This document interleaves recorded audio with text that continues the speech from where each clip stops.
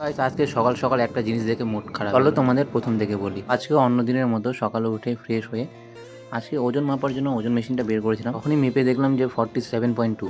তো আমি তো ভেবেছিলাম যে 50-এর কাছাকাছি হবে, কিন্তু এতটা কম দেখে মুডটা একটু অফ হয়ে গেছিলো। হাইট হিসেবে আমার ওজনটা অনেকটাই কম ছিল, কমসে কম 55-এর কাছাকাছি হওয়া উচিত। তোমরাই বলো গাইস, কী খেলে ওজন বাড়বে? আমি তাহলে সেটাই খাওয়ার চেষ্টা করব। মাকে এখানে দেখতেই পাচ্ছ, পুজো দিচ্ছিল। তাও আজকে অনেক ফুল পেয়ে মা তো খুশি। আর পরে আমারও স্নান হয়ে গেছিলো। আর এখানে জামা কাপড় দিয়েছিলাম শুকতে, কিন্তু শুকায়নি, কারণ কয়েকদিন বৃষ্টির জন্য রোদ নেই, তাই কাপড় শুকাতে একটু অসুবিধাই হচ্ছিল।